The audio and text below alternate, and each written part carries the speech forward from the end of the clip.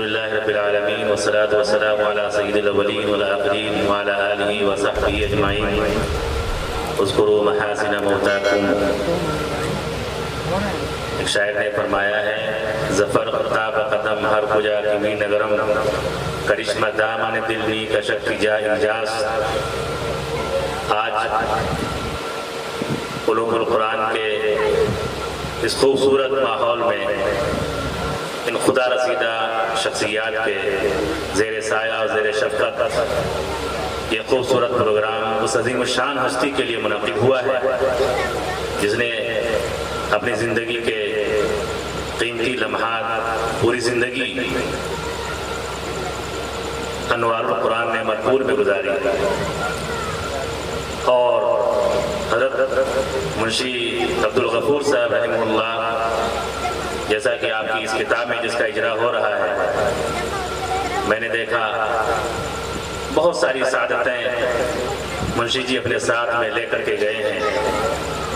جو آدمی دنیا میں لوگوں کے درمیان میں مقبول ہوتا ہے اللہ تعالیٰ اس پر رحم اور کرم کا عفو اور عافیت کا اور مغفرت کا غفران کا معاملہ فرماتے ہیں۔ ان کی پوری زندگی انوار القرآن کے نوک و پلک کو درست کرنے میں گزری اور عجیب اتفاق ہے کہ منشی عبدالغفور صاحب کا نام عبدالغفور تھا۔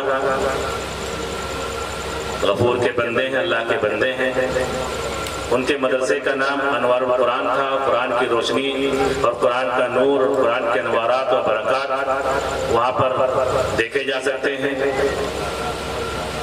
مجھے بھی حضرت رحمۃ اللہ علیہ اپنی زندگی میں کئی مرتبہ امتحان کی غرض سے بلاتے رہے اور بار بار جب بھی وہاں پر جانا ہوا حضرت کی سادگی کو دیکھ کر ان کے اس ضیافی اور فیاضی کے مناظر دیکھ کر متاثر ہوتا رہا۔ اتنا سادہ محترم، اتنے بڑے ادارے کا محترم اور اتنا سادہ محترم بہت کم کسی نے دیکھا ہوگا۔ میں نے تو ابھی مولانا سلیم صاحب کی کتاب میں ایک واقعہ پڑھا کہ حضرت محترم صاحب کی انگلی کٹ گئی تھی۔ کسی نے پوچھا کہ حضرت انگلی کیسے کٹ گئی؟ بتاتے نہیں تھے اور کئی سال 4 سال تک لوگ پوچھتے رہے کہ حضرت انگلی کٹی کیسے؟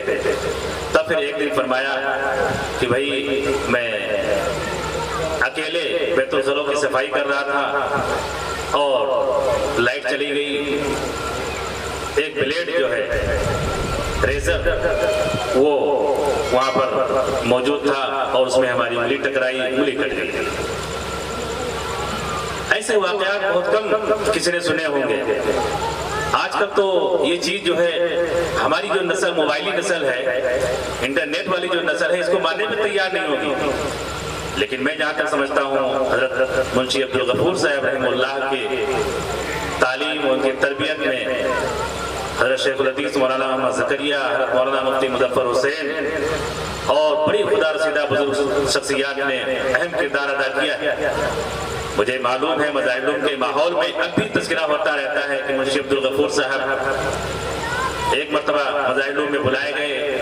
مالیات کا سسٹم تھا، مالیات کا نظام سمجھنے میں نہیں آ رہا تھا، لوگوں کو سمجھ میں نہیں آ رہا تھا۔ منشی جی تشریف لے گئے اور وہاں پر قیام فرما کر کے بڑی حکمت اور بڑی بصیرت کے ساتھ میں مالیات کے سسٹم کو درست کیا۔ فقیر الاسلام مولانا مفتی مظفر حسین رحمۃ اللہ علیہ اتنا خوش ہوئے فرمایا کہ اب تم کو جانے نہیں دوں گا۔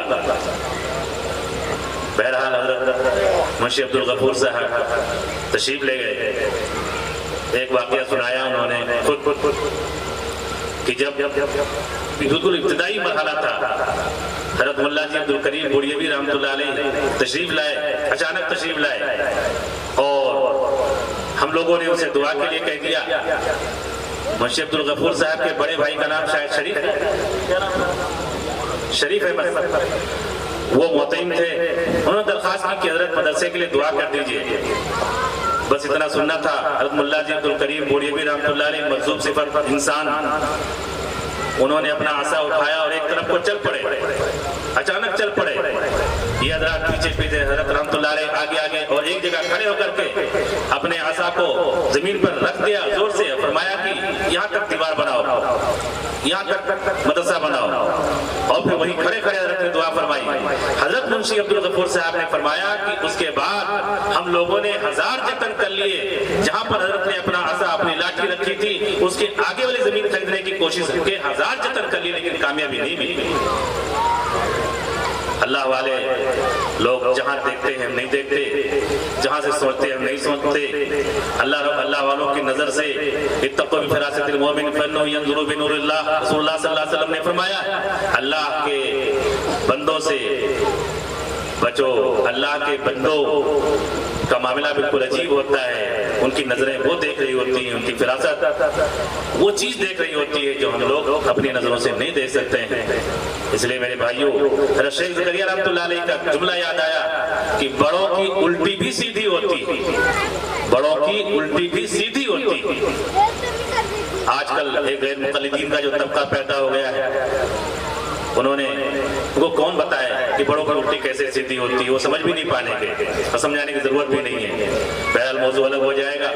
میں مبارکباد پیش کرتا ہوں جامعہ علوم القرآن کی انتظامیہ کو، خاص کر اس کے کتاب کے مرتب جناب مولانا محمد سلیم صاحب مظاہری کو، جنہوں نے بڑی محنت اور لگن سے یہ کتاب مرتب فرمائی ہے۔ ایک چیز اور عرض کرنا چاہتا ہوں، اس کے بعد میں رخصت ہو جاؤں گا۔ یہ کتاب مضامین کا، مقالات کا، تاثرات کا، دعاؤں کا، کچھ لوگوں کے تاریخی مادوں کا اور ایک آدھ نظموں کا مجموعہ ہے، جس کی ضخامت تقریباً 350 کے قریب ہے۔ میں اگر مولانا ریاض صاحب کا تعاون ہو اور مولانا سلیم صاحب اور کوشش کریں تو اب اس کتاب کی روشنی میں مستقل ایک سوانح تیار کی جا سکتی ہے۔ اس لیے میں درخواست کروں گا مولانا سلیم صاحب سے کہ ہماری یہ درخواست آپ سنجیدگی سے لیں اور حضرت کی مستقل ایک سوانح تیار کرنے کی کوشش کریں۔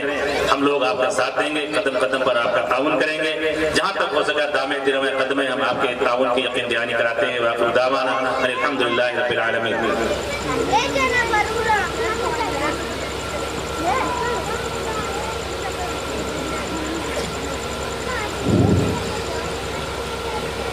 ماشاءاللہ، جزاک اللہ، آپ کی اس بات کا ضرور لحاظ رکھا جائے گا۔